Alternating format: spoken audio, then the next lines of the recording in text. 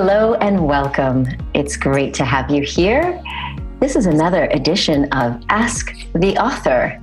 I am your host, Dr. Andrea Pennington. Today, we are going to be talking about this book, Turning Points. It includes 11 inspiring stories of people who have turned life's challenges into a driving force for transformation. And with me, one of the authors of Turning Points is Vivian Lee Chrom. She's a practitioner of conscious touch. She's a coach and a spiritual mentor.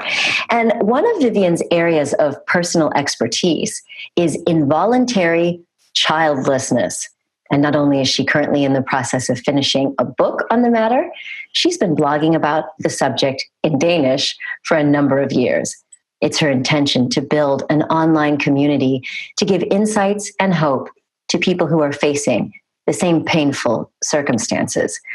I'm really looking forward to this conversation because over the years, Vivian has made some discoveries about herself and about healing that we can all benefit from. So, Vivian, thank you so much for being here. It's very good to connect with you again. Thank you, Andrea. It's good to be here. Yes. Well, it was very nice to meet you in Copenhagen so many months ago. And when you shared your story with me, well, everyone that was at this event, we were all moved to tears. And I don't want to give away the story, but as you said, you've already been blogging about it. Tell me, what was it that inspired you to be so honest, to share your message in this book? I believe, first and foremost, I thought it was very difficult to be carrying this burden by myself. And maybe it was, in the beginning, it was a little spiteful that I wanted to come out with the story because I didn't want to be alone with it. When you go through a life crisis, the worst thing you can do is isolate yourself and not share your story. And I just needed to share it because I needed other people to see and feel my pain. I didn't want to carry it alone. Well, I commend you for that. And I'm grateful that you have, because the story really opens up a great dialogue about emotions, hiding them, and also how the body can hold on to emotion. But before we get into what you discovered, I want to talk a little bit about your background, because I think it's wonderful that, you studied law and economics, and you worked in the insurance and even publishing. And now you're helping people work with their bodies. Can you explain, was that transition difficult for you?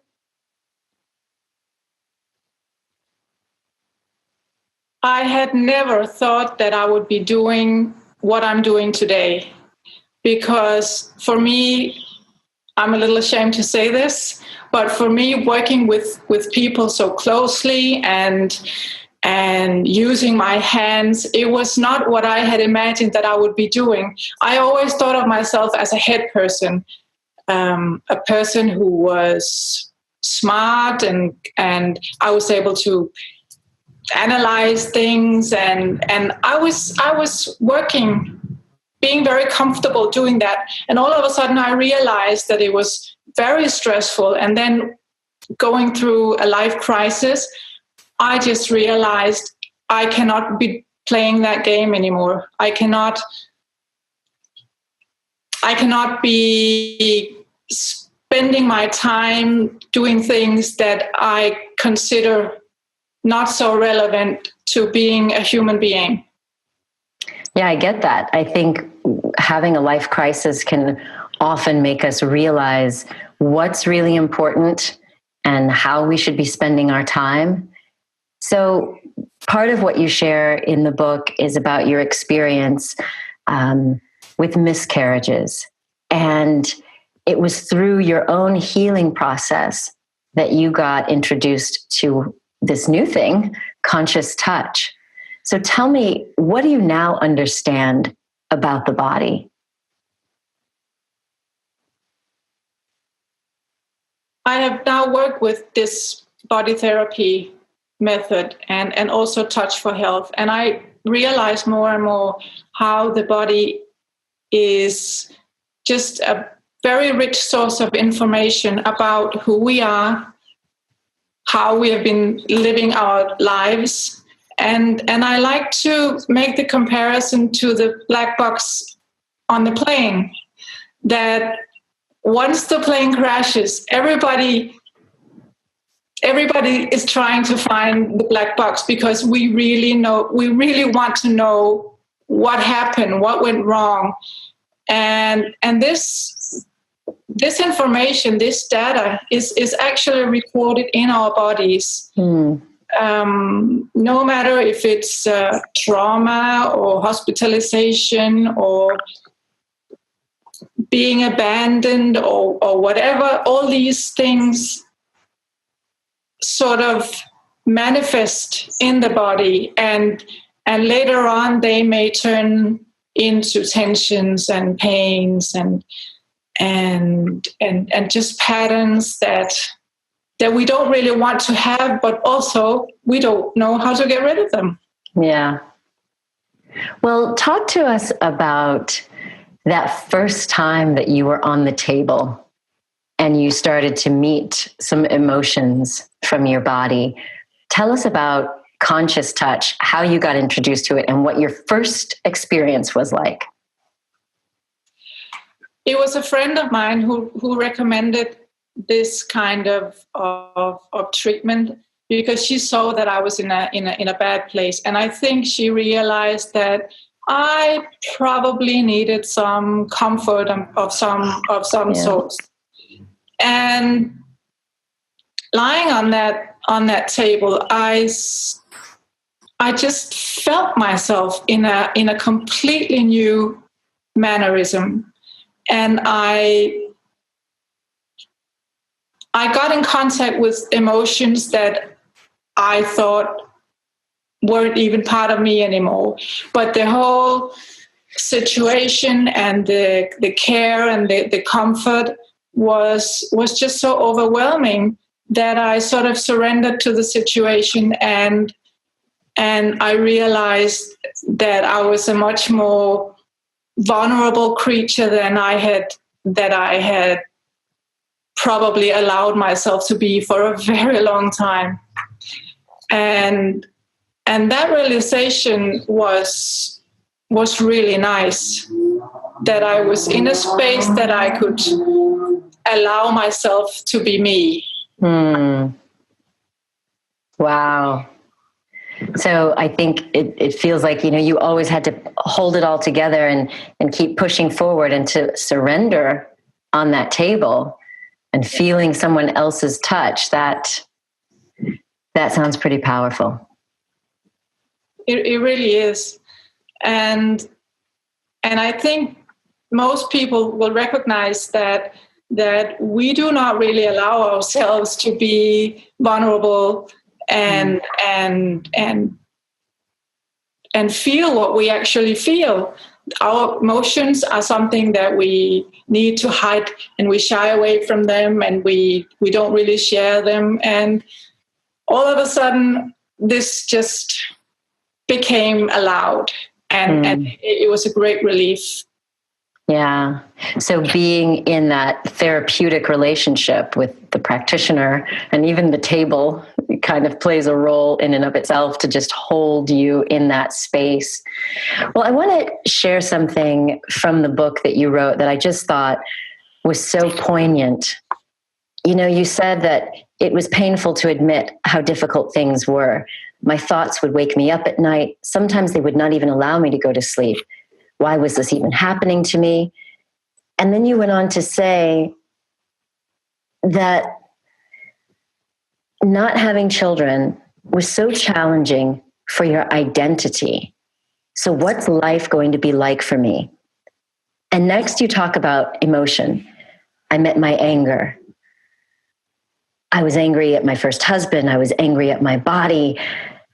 And you would just lie there on the massage table like an unanimated doll. So you talk about these emotions that you started to allow to come up and be experienced, the shame, the fear. So how do you think the conscious touch plays a role in that?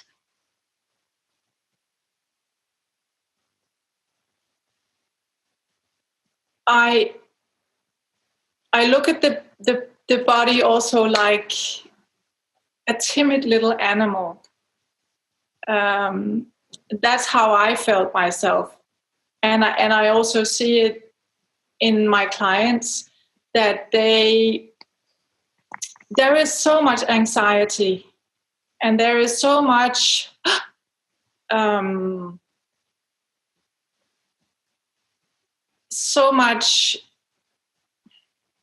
what is the word for that? Like the person is not even here. It's it's a shell and a shell that contains the person, but without a contact with the emotion, we're not really who we are supposed to be. And I came into contact with all that. And we have to be able to allow ourselves also to be timid. And then when you feel another person's hands on you and everything gets okay. I'm not wrong any longer. Nobody's here to scold me. Nobody's trying to take away from me. It's just being in that really allowing space. That's when a person can actually come out and be himself or herself. So can you describe to us what conscious touch is like? What is the therapy session itself like? What could we expect if we were coming to you or going to see a conscious touch practitioner?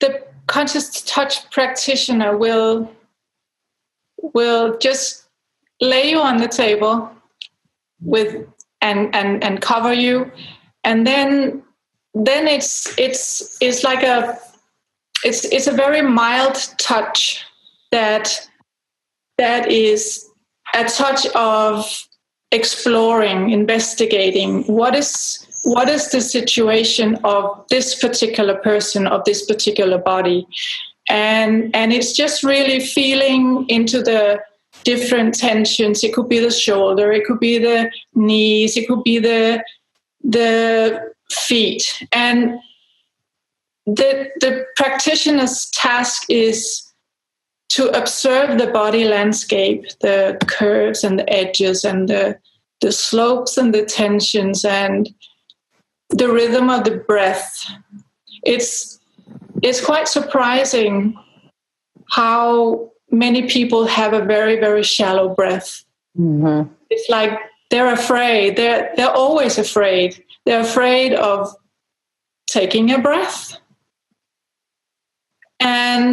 And then it's just a process of investigating, feeling, and making the client conscious. This is what you're doing with your shoulders. Feel this tension.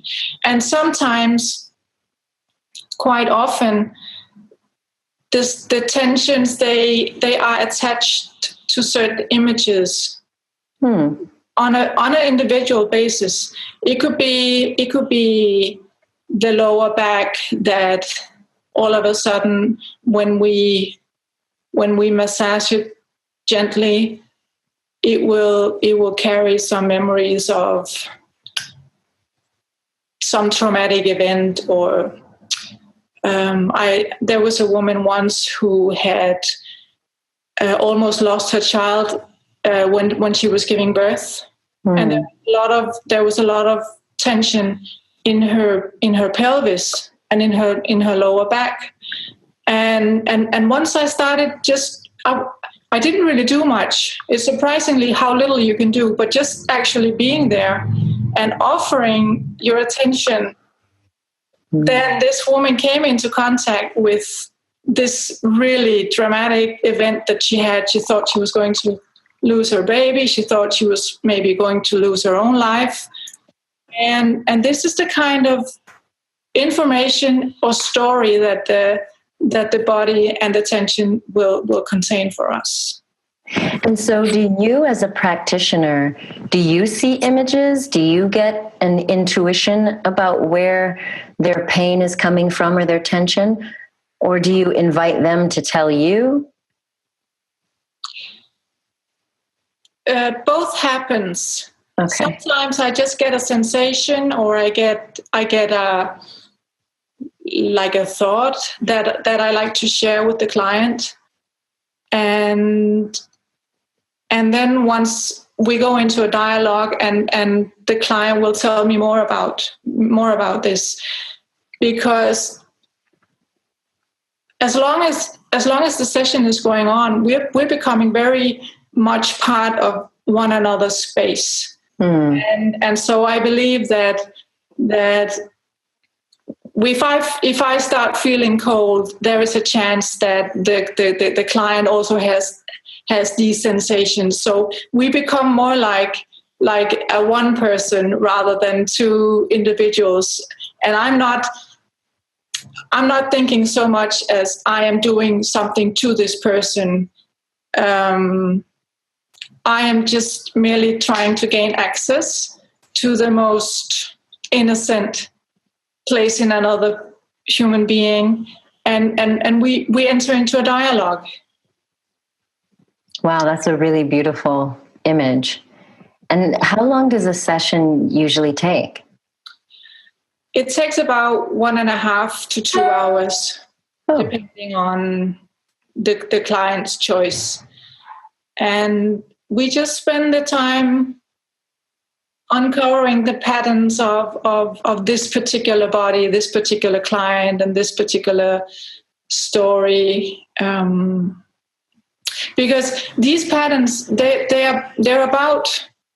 get created as a way of surviving, you could say, throughout tough times when we're children, or we have different kind of traumas or car accidents, and the body sort of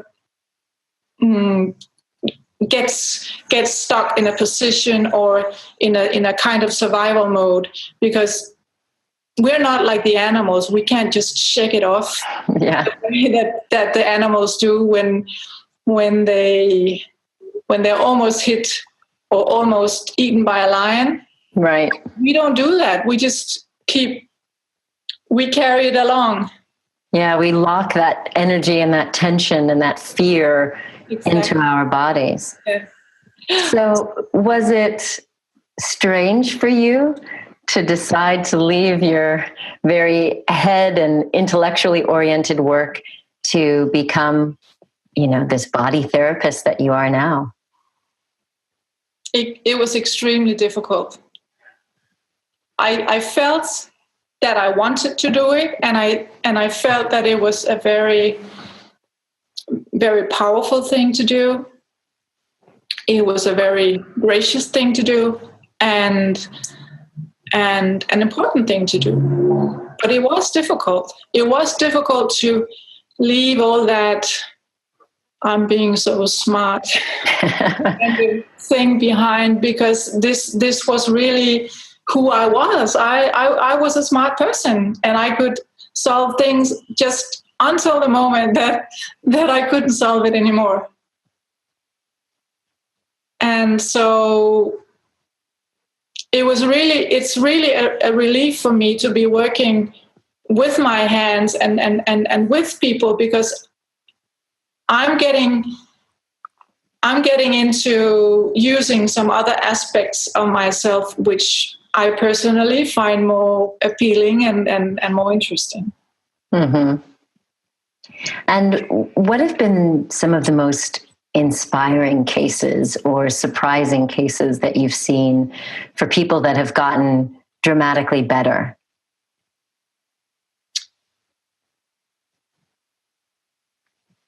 I really think they're all very inspiring and very, I'm very grateful that I get to work with people and get to know their stories on this level.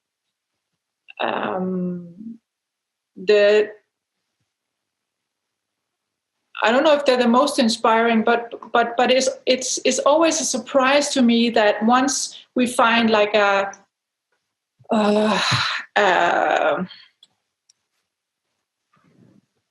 attention, like a hip, for instance, that has locked itself down. There was this woman who had been hospitalized when she was very small. She was 2 years old, and she was hospitalized for long periods of time. And the doctors, they inserted all kinds of things in her because they needed to find out this and that. And she was being left by herself a lot of the time because the parents weren't allowed to stay at the hospital. Wow. Not like today. And there was so much anger in her hip that she had been diagnosed with arthritis in the hip, and she walked kind of poorly because her knees were damaged by the hip that wasn't moving properly. Yeah. And it was really interesting and very, very beautiful process to see how much anger was locked in those hips, that when she was a 2-year-old, she wanted to get up from the hospital bed and she wanted to just leave because she didn't like what was going on, and she couldn't. She was just being stuck there. And so this I'm being stuck, it got stuck in her hip. And there is any number of stories like that. I think it's a good example of something that can actually turn into a more chronic problem for people if they don't get it, if they don't resolve it. And was she able to resolve it? Was she able to get past the anger and treat the arthritis? There was so much anger there, and she sort of just kicked it out on the table. Wow. And she started walking much better. Wow. Well, what are the kinds of people that you think benefit the most from working with you? Oh, yeah. What would it be like to feel stuck or trapped in your own body? I think anybody who knows that they suffered a trauma or knows that something is there, but you don't really know how to set yourself free. Maybe you have inexplicable tensions or headaches or pains, and nobody can tell you why they're there. How is that? And so when we enter this process, it doesn't really matter if you're after self-development or you have a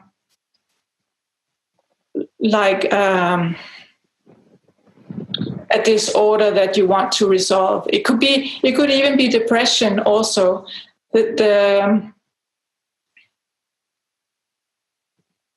You get a friend, you get a helper, you get a midwife, and you also get a fan going into this process. And I think anybody could benefit from having that. And once you get in touch with your inner peace and your cells align with the truth, or at least with your truth, then the joy of existing just brings you into a whole different level of harmony. That sounds like Sounds like something we could all use a little more of. Well, Vivian, how can people get in touch with you? Do you have a website in English as well? My website is not in English yet, but it will be, definitely. And it has my name. It's Vivian Lee Chrom. And just reach me by email. The email is on the website. It is contact with a K, which a Danish contact, and at vivianchrom.dk. Perfect. Well, Vivian, it's lovely to connect with you again. It's very good to see you after all these months. Congratulations on sharing it in Vendepunkter. That's the Danish version of Turning Points.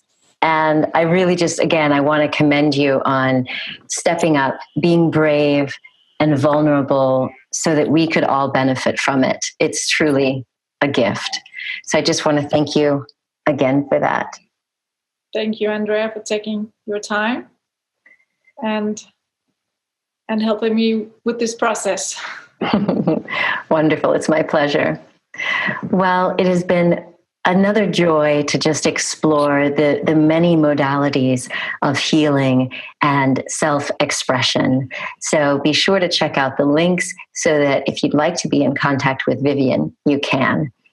And remember that you are a gift to the world. So share your presence with passion. Until next time, I'm Dr. Andrea. Bye. Do you have a message or mission that you want to share with the world? Then we want to talk to you. You can reach millions through the media.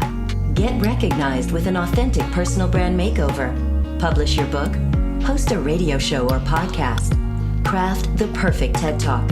Or launch your online course so you can have an extraordinary impact with your knowledge and passion to transform lives. Visit us at makeyourmarkglobal.com for a consultation.